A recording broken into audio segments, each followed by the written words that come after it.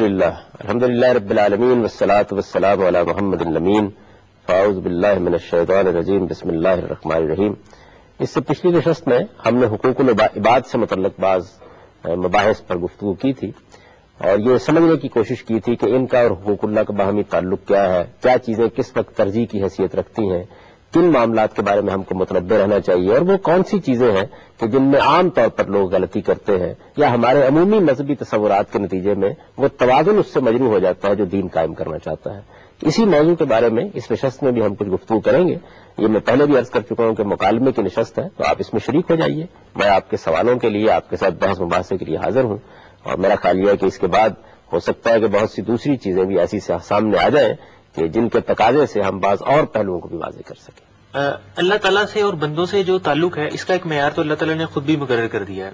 وہ ایک مشہور حدیث ہے جس میں ایک بدو حضور سے پوچھتا ہے کہ میں کیا کروں، تو حضور نے اسے عبادات ایکسپلین کی ہیں جو کہ بالکل منیمم ہے۔ تو اس بدو کا یہ ریئیکشن تھا کہ میں ان عبادات میں نہ کوئی کمی کروں گا نہ زیادتی کروں گا، تو حضور نے کہا کہ یہ کامیاب ہو گیا۔ تو اسی طرح سے جو زکوٰۃ ہے یا جو بندوں کا جو حقوق ہیں وہ بھی اللہ تعالیٰ نے مقرر کیے ہوئے ہیں۔ ایک شخص جب وہ ادا کر دیتا ہے تو اس کے بعد اس سے کچھ اور ڈیمانڈ کرنا اور پھر اسے یہ کہنا کہ اس پر سوال بھی ہوگا، تو وہ کس طرح سے ہوگا؟ جو حقوق اللہ تعالیٰ نے مقرر کیے ہیں انہی کی بات ہو رہی ہے۔ یعنی آپ کے اوپر یہ حق ہے کہ آپ دوسروں کی جان کو نقصان نہ پہنچائیں، آبرو کو نقصان نہ پہنچائیں، مال کو نقصان نہ پہنچائیں، یہ تو مقرر کردہ حقوق ہے۔ زکوٰۃ دے دی ہے تو اب یعنی کہ اب اس پر کیا سوال ہو سکتا ہے؟ یہ بات یہ ہے کہ زکوٰۃ کا معاملہ تو یہ ہے کہ آپ کے اوپر ایک فرض عائد کیا گیا تھا جو آپ نے ادا کر دیا، ذمہ داری آپ کی پوری ہو گئی۔ عام حالات میں یہی ٹھیک ہے، لیکن آپ کے پاس زائد مال موجود ہے اور کوئی ضرورت سامنے آ گئی ہے، اس کو قرآن نے الگ سے بیان کیا ہے۔ یہ جو میں نے آپ کو آیت کی طرف توجہ دلائی ہے سورہ توبہ کی آیت، اس کو بیان کرتی ہے۔ زکوٰۃ میں تو آپ ایک فریضہ ادا کر کے فارغ ہو گئے، یہ عام حالات میں یہی ہوگا، ٹھیک ہے، آپ کے پاس مال پڑا ہوا ہے، یہ نہیں کہا جا رہا آپ سے کہ آپ جا کے گلی میں پھینک دیں۔ ضرورت سامنے آ گئی ہے اور آپ دینے کے لیے تیار نہیں ہوئے، اس کو بیان کیا۔ دیکھیے وہاں زکوٰۃ کا ذکر نہیں کیا، یہ کہا کہ والذین یکنزون الذهب والفضة ولا ينفقونها فی سبیل اللہ، جو لوگ اپنا مال اس طریقے سے ڈھیر کر کے اپنے گھروں میں رکھ رہے ہیں اور ضرورت آ گئی ہے سامنے اور اس کو اللہ کی راہ میں خرچ کرنے کے لیے تیار نہیں ہو رہے، فبشرهم بعذاب الیم۔ تو یہ زکوٰۃ یہاں زیر بحث نہیں ہے، ساری بات مکمل سمجھ لینی چاہیے۔ وہ عام حالات کے اندر تو آپ نے زکوٰۃ دی، ذمہ داری ادا ہو گئی، بس معاملہ ختم ہو گیا۔ ایک بہت اہم سوال اس سے پیدا ہوتا ہے، جیسے آپ نے بتایا کہ حقوق العباد نہ ادا کرنے والے جو لوگ ہیں ان کے لیے سخت سے سخت سزائیں ہیں اور اتنے سخت الفاظ قرآن شریف میں آئے ہیں، تو اس سے یہ سوال پیدا ہوتا ہے کہ جیسا کہ آپ جانتے ہیں کہ معاشرے میں زیادہ تعداد نیم خواندہ یا ناخواندہ لوگوں کی ہے اور جنہیں تعلیم و تربیت کا کچھ ایسا وسیلہ میسر نہیں آیا، وہ جانتے ہی نہیں کہ اتنی بڑی سزائیں ہیں، انہیں پتہ ہی نہیں کہ حقوق اللہ کے علاوہ حقوق العباد کی بھی اتنی زیادہ اہمیت ہے اور وہ اس حد تک جواب دہ ہیں۔ ان کی لا علمی کے دور میں، ان کی لا علمی کی وجہ سے کیا ان پر ویسی ہی سزائیں صادر ہوں گی جبکہ انہیں اس کے بارے میں تربیت ہی نہیں دی گئی، انہیں معلوم ہی نہیں؟ یا ہم اور آپ کہاں تک یہ ابھی پیغام لے کے پہنچے ہیں اس سلسلے میں؟ لا علمی میں بھی کیا وہ اتنے ہی سزاوار ہوں گے؟ دیکھیے بات یہ ہے کہ اللہ تعالیٰ کے ہاں کسی کا کون سا عذر مقبول ہو جاتا ہے، وہ کھڑا ہو کے کہتا ہے کہ پروردگار میرے علم میں یہ بات نہیں تھی، میں اس کو جانتا نہیں تھا۔ اللہ اس کو قبول کرے گا نہیں قبول کرے گا، ہم اس کو موضوع بحث نہیں بناتے۔ ہم تو یہ اصولی بات بیان کر سکتے ہیں کہ اللہ تعالیٰ کے ہاں کوئی عذر پیش کرے گا اور اگر وہ عذر معقول ہوگا تو اللہ ضرور اس کی رعایت اس کو دیں گے، وہ رحیم و کریم ہے اور کسی کے علم کے بغیر اس کا مواخذہ نہیں کرتے۔ ہم اصولاً تو یہ کہہ سکتے ہیں نا لوگوں سے کہ انہیں یہ جاننا چاہیے کیونکہ اس پر تو ان کی فطرت شہادت دیتی ہے، آخر وہ قرآن پڑھتے ہیں، آخر وہ دین کا مطالعہ کرتے ہیں، ان کے اندر بھی ایک انسان موجود ہے، وہ بھی کچھ نہ کچھ ان کو رہنمائی دیتا ہے، وہ کیا بتاتا ہے ان کو؟ یعنی یہ والدین کے حقوق یا اعزاء کے حقوق یا اقربا کے حقوق، آپ دکان پر بیٹھے ہوئے ہوتے ہیں، کیا واقعی ہم اس سے لا علم ہوتے ہیں کہ ہم جب کم تول رہے ہیں تو ہم نہیں جانتے کہ یہ کوئی برائی ہے؟ جب ہم اپنے مال کا عیب بتائے بغیر دوسرے کو دھوکہ دے رہے ہوتے ہیں تو واقعی ناواقف ہوتے ہیں اس بات سے۔ یعنی مجھے شبہ ہے اس معاملے میں، میرا خیال یہ ہے کہ بیداری میں کمی۔ اچھا پھر یہ جو ہمارے بڑے بڑے لوگ ہیں جن کو اللہ نے بہت دے رکھا ہوا ہے اور جو یہ خیال کرتے ہیں کہ اگر انہوں نے جا کے ہر سال ایک عمرہ کر لیا ہے اور ہر رمضان کے اندر انہیں اعتکاف کر لیا ہے تو سب گناہ معاف ہو جائیں گے، کیا یہ واقعی ناواقف ہے اس بات سے کہ مال لوٹ کر اگر یہ کام کیا جا رہا ہے، دھوکہ دے کر اگر یہ کام کیا جا رہا ہے، چوری کر کے اگر یہ کام کیا جا رہا ہے، ٹیکس بچا کر اگر یہ کام کیا جا رہا ہے تو یہ اللہ کے مواخذے کا باعث بن جائے گا؟ یعنی واقعی اس بات سے ناواقف ہے؟ میرا خیال ہے کہ ایسا نہیں ہے، یعنی لوگ واقف ہیں، جانتے ہیں۔ ہاں البتہ یہ بات آپ کی ٹھیک ہے کہ ہمارے دیہات میں اور ہمارے پسماندہ طبقات میں کچھ ایسے لوگ ہو سکتے ہیں جو شاید ناواقف ہوں، لیکن اگر ان کے آپ حالات کا جائزہ لیں تو وہ حقوق العباد کے بارے میں زیادہ حساس ہوتے ہیں. یعنی یہ بیماری تو اصل میں ہم کھاتے پیتے لوگوں کو لاحق ہوتی ہے اور زیادہ جاننے والوں کو لاحق ہوتی ہے. صرف آپ نے میرا خیال ہے پہلے بھی جو بات یہ کہی کہ انسان کا ضمیر اصل میں اس کی گواہی دے دیتا ہے کہ یہاں اس کو ضرورت لاحق ہے یا نہیں ہے. خدا نے بتایا ہو یا اس تک پہنچی ہو یہ بات، یہ شاید ضروری نہیں ہے. اور اگر روز جزا ہمیں جو ہے وہ یہ معلوم ہمارے ضمیر ہی کو گواہی دینی ہے ہمارے خلاف یا ہمارے حق میں، تو میرا خیال ہے کہ یہ بات تو اس میں بھی بالکل واضح ہو جاتی ہے. یہ جو عبید نے ایک سوال کیا ضرورت کے لحاظ سے کہ انسان اپنی ضرورت کو کیسے طے کرے گا، ایسا ہی ایک سوال پیدا ہوتا ہے ذمہ داری کے لحاظ سے کہ انسان ذمہ داریوں کو کیسے پرائیورٹائز کرے گا، یعنی وہ کیسے یہ طے کرے گا کہ مجھے کیا چیز زیادہ ضروری پوری کرنی ہے. مثال کے طور پہ ابھی پچھلے دنوں جس طرح یہ زلزلہ آیا تو اس وقت ایک ملکی سطح پہ بھی اور ایک انسانی سطح پہ بھی ہمیں ایک بڑی ایمرجنسی کی صورت سامنے آ گئی. ایسی صورت میں کیا انسان کرے گا؟ یہ کہ انسان اپنے ایک رشتہ دار کو جس کو ضرورت ہے شاید عید پہ کپڑے بنانے کی، انسان اس کو پیسے دینا اس کے لیے زیادہ جو ہے وہ اس کو بہتر سمجھے گا وہ، یا ایک بڑے اجتماعی مسئلے کو اس کے نظر میں زیادہ پریفرنس ہونی چاہیے. بعض اوقات یہ ایک ایسا مورل کوشچن بن جاتا ہے جس کے اندر انسان کا شاید ضمیر اگر بتاتا بھی ہو تو اس کی آواز سے سمجھ میں نہیں آتی. دیکھیے بات یہ ہے کہ ایک آپ کو گرد و پیش کے لوگوں کی ناگزیر ضروریات ہیں. مثال کے طور پر آپ اپنے کسی عزیز بچے کی تعلیم کا بندوبست کیے ہوئے تھے اور اس کی فیس آپ ادا کر رہے تھے. کوئی بیمار آپ کا عزیز ہے، اس کی دوا کا آپ نے اہتمام کیا ہوا تھا. کسی آدمی کے لیے کھانے پینے کا بندوبست کرنے میں آپ اپنی ذمہ داری ادا کر رہے تھے. تو یہ ذمہ داری تو کسی حال میں ختم نہیں ہو سکتی. پہلے تو اس کو الگ کر لینا چاہیے نا، کیونکہ یہ ذمہ داری تو آپ پہلے سے اٹھائے ہوئے ہیں. اس کے بعد ظاہر ہے کہ کچھ ایسی چیزیں ہوتی ہیں کہ جو تہوار کے لحاظ سے یا خاص مواقع کے لحاظ سے پیدا ہوتی ہیں. ان کی بھی دو نوعیتیں ہیں. ایک وہ ضرورتیں ہیں جو آپ اس موقع پر پوری کرتا ہے، اور ایک وہ چیزیں ہوتی ہیں کہ جو میل ملاپ کے تقاضوں کے تحت انجام دی جاتی ہیں. تو میل ملاپ کے تقاضوں کے تحت انجام دینے والی چیزوں کو تو ثانوی ہو جانا چاہیے نا اس طرح کے موقعوں کے اوپر، یعنی ضرورتوں کو باقی رہنا جانا چاہیے. اور جو جذباتی نوعیت کی اس طرح کی چیزیں ہوتی ہیں اس میں خود بھی ایک اچھے مقام پر کھڑا ہونا چاہیے، دوسروں کو بھی یہ بتانا چاہیے.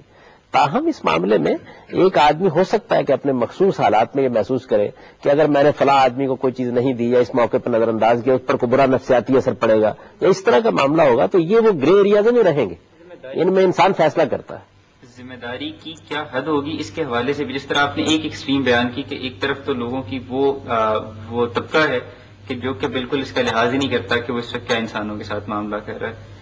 دوسرا ایک وہ طبقہ بھی ہے جو اتنا زیادہ انسانوں کے ساتھ معاملہ کرتا ہے کہ اپنی جو وہ ذمہ داریاں جو اس کے اوپر ڈالی گئی ہوتی ہیں ان کو بھی چھوڑ دیتا ہے. بہت سے لوگ ہیں جو شاید ایسا کام کرنے کے لیے گھر سے نکل جاتے ہیں، ہو سکتا ہے کہ ان کے بیوی بچے گھر پہ موجود رہیں. تو کیا خدا نے کوئی ایک ایسی لسٹ بھی ہے، یعنی اس طرح سے اس کو پرائیورٹائز کیا ہے کہ انسان یہ جان لے کہ اس کے اوپر پہلی ذمہ داری کیا ہے، دوسری کیا ہے اور اسی طرح آخری ذمہ داری کیا ہے؟ یہ بات تو قرآن نے بالکل واضح کر دی ہے کہ دیکھیے آپ کے اوپر جو سب سے پہلے ذمہ داری عائد ہوتی ہے وہ آپ کے قریبی اعزاء و اقربا کی عائد ہوتی ہے. اس کو تو جگہ جگہ واضح کر دیا ہے. لیکن یہ عام حالات کا قانون ہے. کوئی ایمرجنسی کی صورتحال جب پیدا ہو جاتی ہے تو بعض اوقات ہمیں ایک معاملے کو دوسرے معاملے پہ ترجیح دینا پڑتی ہے. اس کو متعین کیا بھی نہیں جا سکتا تھا. یعنی ایک عمومی حالات کے اندر تو آپ ایک قانون بنا سکتے ہیں، وہ بنا دیا گیا کہ عام حالات میں آپ اپنے اعزاء کو دیکھیں، اقربا کو دیکھیں، والدین کو دیکھیں، رشتہ داروں کو دیکھیں، اپنے پاس پڑوس کو دیکھیں. پاس پڑوس کو بھی آپ دیکھیں کتنا واضح کر دیا. یہ بتا دیا کہ اگر تمہارا پڑوسی بھی ہے اور اس کے ساتھ تمہارا رشتہ داری کا تعلق بھی ہے تو وہ زیادہ قریب ہے. اگر وہ پڑوسی اور رشتہ داری کا تعلق نہیں ہے تو دوسرے درجے میں وہ آ جائے گا. اگر وہ تمہارے ساتھ سفر میں ہم نشین ہو گیا ہے، کہیں دفتر میں تمہارے ساتھ بیٹھتا ہے، اس کا بھی ایک درجہ ہے کہ اس کو ایک استحقاق حاصل ہو جاتا ہے. تو عام حالات میں تو یہ سب واضح ہے. اصل میں اگر سوال آپ کے ایمرجنسی کے نقطہ نظر سے ہے تو ایمرجنسی میں میرا اپنا اس معاملے میں نقطہ نظر یہ ہے جو کچھ میں سمجھ سکا ہوں کہ آپ کو ناگزیر ضروریات اپنی اور اپنے اعزاء اقربا کی جو ہے ان کو تو ترجیح ہر حال میں دینی ہے، کوئی چارہ اس کے سوا نہیں ہے. لیکن اس کے بعد پھر اس صورتحال سے نمٹنے کے لیے جو بھی آدمی کر سکتا ہے اس کو کرنے کی کوشش کرنی چاہیے، الا یہ کہ کوئی نفسیاتی مسئلہ نہ کسی کے لیے پیدا ہو رہا ہو. اچھا، اس طرح کے معاملات میں تو قرآن مجید نے ایک اور معیار بھی سامنے رکھ دیا ہے، اور وہ معیار یہ ہے کہ آپ اپنی ذاتی ضروریات کو اب نظر انداز بھی کر دیں. ذاتی ضروریات سے ظاہر بات ہے کہ آپ کی ضروریات ظاہر زیر بحث ہے. آپ کے اعزاء اقربا کے لیے تو آپ فیصلہ نہیں کر سکتے نا، وہ تو دوسروں کی ضروریات ہیں. تو ذاتی ضروریات کے بارے میں یہاں تک کہہ دیا کہ یہ وہ لوگ ہیں، بڑی تعریف کی ہے بعض صحابہ کرام کی، یہ وہ لوگ ہیں کہ یہ یوسرون علی انفسہم ولو کان بہم خصاصہ، ان کو خود بھوک لاحق ہے لیکن یہ دوسروں کو ترجیح دے کے اپنی روٹی ان کے سامنے رکھ رہے ہیں. تو یہ بڑا اعلیٰ مقام ہے، بڑا اعلیٰ درجہ ہے. لیکن اس طرح کے تمام فیصلے حالات کو دیکھ کر کیے جاتے ہیں، اور اس میں اسلام کا مزاج جو ہے وہ بڑا انسانی مزاج ہے. آپ حیرت انگیز طریقے پر دیکھیں، بدر سے بڑا مارکا کیا ہو سکتا ہے؟ مسلمانوں کے لیے گویا ایک زندگی موت کا مسئلہ ہے، یعنی یا وہ مٹ جائیں گے اب، اور یا اللہ تعالیٰ ان کو فتح و نصرت عطا فرمائے گا. اللہ تعالیٰ نے بھی جو فتح و نصرت کا وعدہ کر رکھا ہوا ہے وہ ان کی طرف سے اقدام کے بعد کر رکھا ہوا ہے جو اس کا قانون ہے. یہ تو نہیں اس نے کہا کہ میں فرشتے اتار کر خود ہی جنگ لڑ لوں گا، یہ کہا ہے تم میدان میں اترو گے تو میری مدد کے ساتھ شامل حال ہو جائے گی. اس نازک صورتحال کے اندر سیدنا عثمان کی اہلیہ بیمار ہو جاتی ہیں اور رسول اللہ صلی اللہ علیہ وسلم ان کو حکم دیتے ہیں کہ آپ اپنی اہلیہ کی تیمارداری کریں. تو انسانی مزاج ہے یہ، یعنی اس موقع کے اوپر بھی اس بات کی ترجیح قائم رکھی گئی. تو یہ تو اپنی جگہ قائم رہیں گی چیزیں کہ اگر آپ نے ذمہ داری اٹھا رکھی ہے والدین کی، آپ کی بیوی ہے، آپ کا شوہر ہے، آپ کے بچے ہیں، تو ان کی ذمہ داریوں کو آپ کو بہرحال ترجیح دے کے ادا کرنا ہوگا. لیکن اپنی ذات کے معاملے میں آپ اثار کر سکتے ہیں، اور یہ اثار جو ہے پسندیدہ ہے، اس اثار کے لیے آدمی کو تیار رہنا چاہیے. سر، دین اسلام میں یہ بات واضح کر دی گئی ہے کہ حقوق العباد اگر آپ پورے کرتے ہیں تو اس کے لیے آخرت میں آپ کے لیے بہت بڑا انعام ہے اور اللہ تعالیٰ کی خوشنودی حاصل ہوتی ہے. تو میرا سوال یہ ہے کہ جو غیر مسلم ہے، جو آج سے 1400 سال پہلے حضور پاک صلی اللہ علیہ وسلم کے دور میں بھی جو حضور پاک کے کچھ لوگ حضور پاک کے رستے میں کانٹے بچھا دیا کرتے تھے، ان پہ پتھر بسا دیا کرتے تھے، لیکن کچھ ایسے لوگ بھی تھے جو ایمان نہیں لے کے آئے، لیکن اس کے باوجود وہ کچھ برا بلا نہیں کہتے تھے، لیکن دوسرے جو لوگ ایمان لے آئے ان کے ساتھ اچھا برتاؤ کرتے تھے، ان کے ساتھ نیکی کرتے تھے، ان کی ضروریات بھی پوری کرتے تھے. اور دور حاضر میں بھی جو غیر مسلم ہے، ہندو، عیسائی، پارسی، جو بھی غیر مسلم ہے، وہ اگر مسلمانوں کے ساتھ اچھا برتاؤ کرتے ہیں اور ان کی کسی مصیبت کی گھڑی پہ ان کے سر پہ ہوتے ہیں اور ان کے کام آتے ہیں، تو مسلمانوں کے لیے تو ایک انعام موجود ہے آخرت میں. کیا ان کے لیے وہ اللہ تعالیٰ کے نزدیک ان لوگوں کی بھی کوئی قدر و قیمت ہے؟ دیکھیے بات یہ، اللہ تعالیٰ نے قرآن مجید میں نہایت واضح لفظوں میں یہ بات بیان کر دی ہے کہ قیامت کے معاملات کے لیے اس نے ایک معیار مقرر کیا ہے. یہ مذہبوں کی بنیاد پر نہیں ہے، چنانچہ تمام مذاہب کو گن کر بتایا ہے کہ مسلمان ہوں، یہیں سے شروع ہوتی ہے قرآن مجید کی آیت، مسلمان ہوں، یہودی ہوں، نصرانی ہوں، سابئی ہوں، جو جزیرہ نما عرب میں مذاہب پائے جاتے تھے، فرمایا ان میں سے جو بھی ہو اللہ تعالیٰ کے ہاں تو انعام پانے کے لیے، نعمت پانے کے لیے، جنت سے بہرہ یاب ہونے کے لیے، اور وہ ابدی بادشاہی پانے کے لیے، اس کو قرآن کہتا ہے کہ جس میں ماضی کا کوئی پچھتاوا نہیں ہوگا، مستقبل کا کوئی اندیشہ نہیں ہوگا. فرمایا 3 چیزیں ضروری ہیں. ایک چیز یہ کہ وہ اللہ پر سچا ایمان رکھتے ہو، اس لیے کہ جس سے اجر پانا ہے اس کو مان کر ہی جائیں گے نا اس کے حضور میں، اس سے باغی تو نہیں ہو سکتے. دوسری چیز یہ ہے کہ وہ یہ سمجھتے ہیں کہ انہیں ایک دن اپنے رب کے سامنے جواب دہ ہونا ہے. اور تیسری چیز یہ کہ وہ اچھا عمل کریں. فرمایا میرا وعدہ ہے کہ میں ان کو یہ دوں گا. تو اس میں مذاہب کی تفریق ختم کر دی. اب ایک اگلا سوال یہ پیدا ہوتا ہے کہ ایک آدمی نے یہ سب تو کیا، اس میں مسلمان کی حیثیت سے ہوں، کوئی عیسائی کی حیثیت سے ہے، کوئی یہودی کی حیثیت سے، یہ سب کیا، لیکن کوئی بہت بڑے جرم کا ارتکاب کر دیا، تو ممکن ہے کہ اس کا ایمان، اس کی نیکیاں، اس کے سب معاملات اس کے نتیجے میں ختم ہو جائیں. جس کی ایک مثال یہ ہے کہ ایک مسلمان ہے، اللہ پر ایمان رکھتا ہے، فرشتوں پر ایمان رکھتا ہے، سارے معاملات اس کے بالکل درست ہیں، نیکی بھی کرتا ہے، خیر بھی کرتا ہے، انفاق بھی کرتا ہے. ایک دن ایک آدمی کو بے گناہ قتل کر دیتا ہے. یہ بتایا گیا نا کہ وہ ابدی طور پر جہنم میں چلا جائے گا. تو بعض جرائم ایسے ہیں کہ جن جرائم کے نتیجے میں آپ کے تمام اعمال ختم ہو جاتے ہیں. ان میں سے ایک جرم یہ بھی ہے کہ اللہ کے کسی سچے پیغمبر کو پیغمبر سمجھتے ہوئے انکار کر دیا جائے اس کا، یعنی سچے پیغمبر کو پیغمبر سمجھتے ہوئے انکار کر دیا جائے. اب دنیا میں جو غیر مسلم اس وقت آپ کو نظر آ رہے ہیں، ان کا معاملہ یہ نہیں ہے. ان میں سے کتنے جن کو معلوم بھی نہیں، جن پر حق واضح ہی نہیں، جن تک دعوت پہنچی نہیں، جن کو یہ پتہ ہی نہیں ہے کہ اللہ کے پیغمبر آئے ہیں یا نہیں آئے ہیں. تو ان کے لیے وہی معیار ہے جو اللہ تعالیٰ نے بیان کر دیا. وہ اگر اللہ کو مانتے ہیں، جواب دہی کے احساس کے ساتھ جی رہے ہیں، اچھا عمل کر رہے ہیں، اللہ تعالیٰ نے ان کو بشارت دی ہے کہ سب کے سب اللہ کے حاضر پائیں. اگر ہم دیکھیں کہ جس طرح ہم لوگوں نے کچھ مذاہب کی تو بات کی کہ اگر وہ خدا پہ ایمان رکھتے ہیں، آخرت پہ ایمان رکھیں اور نیک عمل کریں، لیکن ہم دیکھتے ہیں کہ اب جس طرح دنیا بہت وسیع ہوتی جا رہی ہے، کچھ مذاہب یا کچھ لوگ، کچھ گروہ اس طرح کی صورت میں بھی رہتے ہیں کہ جن کا کچھ کا خدا پہ یقین نہیں ہے، وہ نہیں مانتے، لیکن اس کے باوجود نیک عمل کر رہے ہیں. کچھ آخرت پہ ایمان نہیں رکھتے لیکن اس کے باوجود نیک عمل کر رہے ہیں. ٹھیک ہے، ان میں سے کسی ایک بات کو وہ نہیں مانتے، تو کیا ان کے لیے کس قسم کا کرائیٹیریا ہوگا آخرت میں؟ وہ کس طرح سے ان کی بخشش ہوگی؟ یہ سب دیکھیے جی، بات یہ ہے کہ یہ بات تو قرآن نے بالکل واضح کر دی ہے کہ اللہ تعالیٰ کے معاملے میں آدمی غلط فہمی میں مبتلا نہیں ہو سکتا. اب اگر وہ نہیں مانتا تو یہ معلوم کرنا پڑے گا کیوں نہیں مانتا. وجہ کیا ہے؟ اس کی وجہ یہ ہے کہ پیغمبر کے ماننے میں تو یہ بحث ہو سکتی ہے کہ وہ پیغمبر تھے یا نہیں تھے، ان کی اطلاع ملی یا نہیں ملی، ان کی دعوت پہنچی یا نہیں پہنچی. اللہ تعالیٰ کے اوپر تو انسان کا نفس شہادت دے رہا ہے، کائنات شہادت دے رہی ہے، اور پورا کا پورا انسانی وجود شہادت دے رہا ہے. تو اللہ تعالیٰ کو ایک ہے ماننے کا وہ طریقہ جس طرح ہم مانتے ہیں، یعنی اس کی ذات، صفات، اس کے سنن، اس کے طریقوں کا صحیح شعور حاصل کر کے. ایک اجمالی ایمان تو آدمی کو حاصل ہوتا ہے.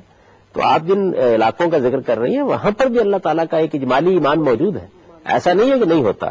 ہاں البتہ وہ لوگ جو جان بوجھ کر پوری طرح سوچ سمجھ کے یہ کہتے ہیں کہ ہم اس نتیجے پر پہنچ گئے کہ کوئی پروردگار نہیں ہے، میرا خیال ہے پھر انہیں قیامت کے دن اللہ تعالیٰ کے حضور میں پیش ہو کر کسی اجر کی توقع بھی نہیں کرنی چاہیے.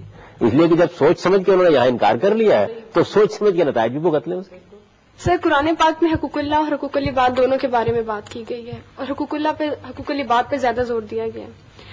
اللہ تعالیٰ نے فرمایا ہے کہ اللہ حقوق اللہ تو معاف کر دے گا لیکن حقوق العباد نہیں معاف کرے گا. تو کیا ایک چھوٹی عقل کے انسان میں یہ بات نہیں اس کے ذہن میں آئی کہ چلو ٹھیک ہے حقوق اللہ بات پورے کر لیتا ہے، حقوق اللہ چھوڑ دیتا ہے، تو کیا ایسے انسان کے لیے معافی ہوگی پھر؟ دیکھیے جی، بات یہ ہے کہ اسلام جو چیز آپ سے چاہتا ہے وہ یہ ہے کہ آپ ایک متوازن طریقہ اختیار کریں. یہ بالکل ایسا ہی سوال ہے جیسے ایک آدمی یہ کہتا ہے کہ میں باپ کا حق تو ادا کر دیتا ہوں، ماں کا اگر میں نہ ادا کروں تو، یا میں اعزا اقربا کا. یہ بات ہے کہ ٹھیک ہے اس بات میں ہمیں معافی مل جائے گی. حقوق اللہ بات پر زیادہ زور دیا ہے کہ چلو ہم اس کو پورا کر لیتے اس کو ہم چیز چھوڑ دیتے ہیں. حقوق اللہ میں سے بھی ایک چیز ہے کہ جس کے بارے میں یہ بتا دیا گیا ہے کہ اگر آپ نے اس میں کوتاہی کی ہے تو معافی نہیں ہوگی، وہ شرک ہے. بتا دیا گیا نا. اللہ تعالیٰ نے یہ بارے واضح طور پر بتا دیا ہے کہ میں ہر گناہ کو معاف کر سکتا ہوں، اس کو کبھی معاف نہیں کروں گا کہ تم میرے ساتھ کسی کو شریک ٹھہراؤ. تو اس کا مطلب یہ ہے کہ وہاں بھی صورتحال ایسی ہی نازک ہے. تو اس کا یہ مطلب نہیں ہے کہ آپ حقوق اللہ کے بارے میں بے پرواہ ہو جائیں. اصل میں ایک مسلمان کا صحیح توازن وجود میں آنا چاہیے، یعنی اسے معلوم ہونا چاہیے اللہ تعالیٰ کا حق بھی اخلاقی تقاضا ہے. سوال یہ ہے کہ یہ جو حقوق العباد ہیں یہ پیدا کہاں سے ہوئے ہیں؟ رشتے اور تعلق بنے ہیں تو پیدا ہوئے ہیں نا. کسی ماں نے جنا ہے، کسی باپ نے پرورش کی ہے، کوئی بہن بھائی آپ کے موجود ہیں، تو اللہ کا حق ظاہر ہے وہ مالک ہے، خالق ہے، اس نے آپ کو بنایا ہے، یہ ساری نعمتیں اس کی دی ہوئی ہیں، زندگی اس کی دی ہوئی ہے، ابدی زندگی بشارت اس کی دی ہوئی ہے. تو جب یہ سب اس کا دیا ہوا ہے تو سب سے بڑا حق اسی کا ہونا چاہیے. تو حقوق کے معاملے میں یہ نہیں ہے کہ ہم اس کو ادا نہ کریں تو کوئی بات نہیں، اس کو ادا نہ کریں تو کوئی بات نہیں. جو بات سمجھانا پیش نظر ہے وہ یہ ہے کہ آدمی کو ہر حال میں تمام حقوق ادا کرنے چاہیے، توازن کے ساتھ ادا کرنے چاہیے. لیکن اور لوگوں کا میں حق مار کر چلا گیا تو بچ جاؤں گا. بتایا یہ جا رہا ہے اس کو کہ حقوق العباد کا معاملہ اس لیے بہت زیادہ سنگین ہے کہ وہاں عام انسانوں کے ساتھ معاملہ پڑنے والا ہے. وہ رحیم و کریم ہستی ہے، اس کے سامنے تو سر رکھ دو گے، پیشانی رکھ دو گے، سجدہ کرو گے، نماز پڑھو گے، روزہ رکھو گے تو وہ درگزر فرما لے گا. میں آپ سے یہ پوچھنا چاہ رہا تھا کہ حقوق اللہ جو ہیں وہ کس حد تک انسان کی ٹریننگ کرتے ہیں کہ وہ حقوق العباد پہ عمل کرنے کے لیے اسے تیار کر سکیں. سے کہ سورہ عنکبوت کے اندر آیت نمبر 45 میں یہ اللہ تعالیٰ نے ارشاد فرمایا کہ بے شک نماز بے حیائی اور برائی کے کاموں سے روکتی ہے. اب سے کہ ایک بندہ نماز بھی پڑھ رہا ہے اور اچھے کام بھی کر رہا ہے، ساتھ ساتھ وہ برے کام بھی کر رہا ہے، تو اس میں جو ہے میں یہ پوچھنا چاہتا ہوں کہ جو حقوق اللہ ہے وہ کس حد تک انسان کو تیار کرتے ہیں کہ وہ حقوق العباد پہ بھی عمل کرنے کے قابل ہو جائے. دیکھیے جی، بڑی سادہ سی بات یہ ہے کہ آپ حقوق العباد کو ادا کریں گے تو دو ہی چیزیں ہیں نا جو باعث بنے گی. آپ کے اندر کا شعور ہے جو آپ کو آمادہ کرے گا، اور اللہ کا خوف ہے جو آپ کو آمادہ کرے گا. تو یہ اصل میں عبادات کیا کر رہی ہیں؟ یہ آپ کو خدا کی یاد دہانی کرا رہی ہیں. نماز کے بارے میں کہا نا اقم الصلاۃ لذکری، میری یاد دہانی کے لیے نماز کا اہتمام کرو. روزے کے بارے میں یہ کہا ہے کہ روزہ رکھو تاکہ اس کے ذریعے سے تمہارے اندر حدود کی پیروی کرنے کا جذبہ پیدا ہو جائے. تو اسی طرح کا معاملہ دوسری عبادات کا ہے. عبادات آپ کو خدا کے ساتھ متعلق کرتی ہیں، گویا خدا شناس بندہ بنا دیتی ہیں، عقبہ شناس آدمی بنا دیتی ہیں، جواب دہی کا احساس پیدا کر دیتی ہیں. آپ اللہ تعالیٰ کے حضور میں جینا سیکھ جاتے ہیں اور آپ کے اندر یہ شعور، یہ احساس پیدا ہو جاتا ہے کہ میں خدا کا بندہ ہوں، میں زمین کے اوپر مغرورانہ چلنے کے لیے نہیں پیدا ہوا، میرے اوپر کچھ حقوق ہیں اور ذمہ داریاں ہیں. یہ چیز عبادات آپ کو شب و روز کرتی رہتی ہیں. یعنی نماز 5 وقت آپ کے دروازے پر دستک دیتی ہے اور آپ سے کہتی ہے خدا کے بندے ہو، آؤ خدا کے سامنے جھک جاؤ. تو خدا کے سامنے جب آپ جھکتے ہیں تو یہ محض کمر کا جھکنا تو نہیں ہے نا، اصل میں تو دل کو جھکنا ہے.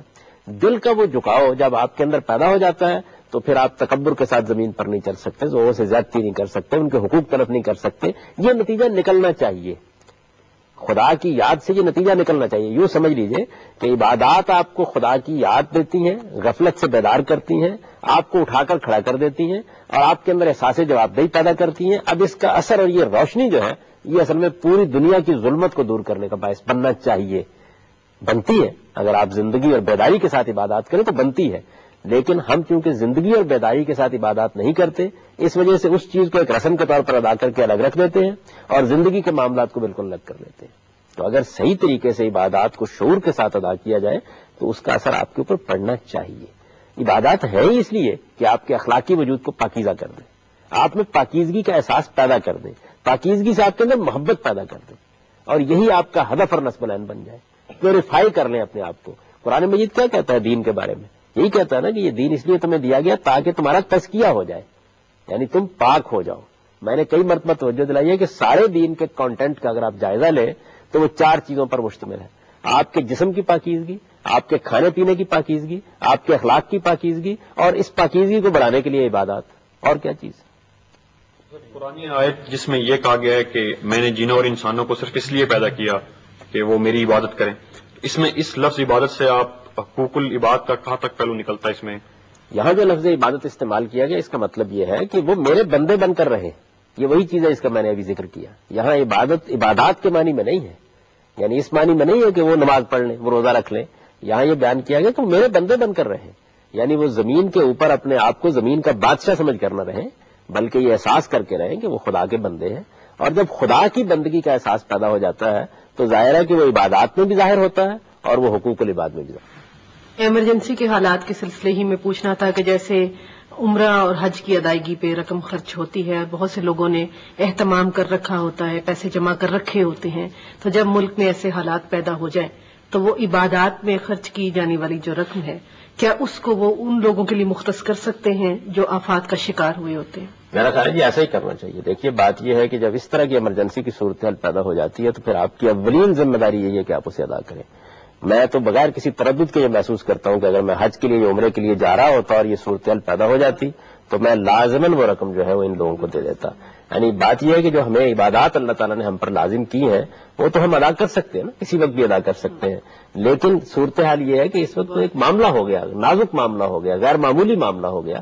اس طرح کی غیر معمولی صورتحال میں پھر سب سے پہلے انہی کا حق ہوتا ہے. یہ تو بڑی غیر معمولی صورتحال ہے. آپ حج کے لیے جا رہے تھے، عمرے کے لیے جا رہے تھے، آپ گھر سے نکلے، آپ کو معلوم ہوا کہ آپ کے ہمسائے کو مصیبت آ گئی ہے، آپ کے کسی عزیز کے اوپر کو مصیبت آ گئی ہے، اس وقت بھی آپ اس کو ترجیح دیں گے. اس کی وجہ یہ ہے کہ انسانی معاملات آپ کے اوپر ایک ایسا حق عائد کر دیتے ہیں کہ اس کو نظر انداز کر کے آپ آگے نہیں بڑھ سکتے. اس نشست میں ہم نے بہت سے پہلوؤں پر گفتگو کی ہے اور کسی نشست میں بھی کسی چیز کے تمام پہلوؤں کا احاطہ کرنا بہت مشکل ہوتا ہے.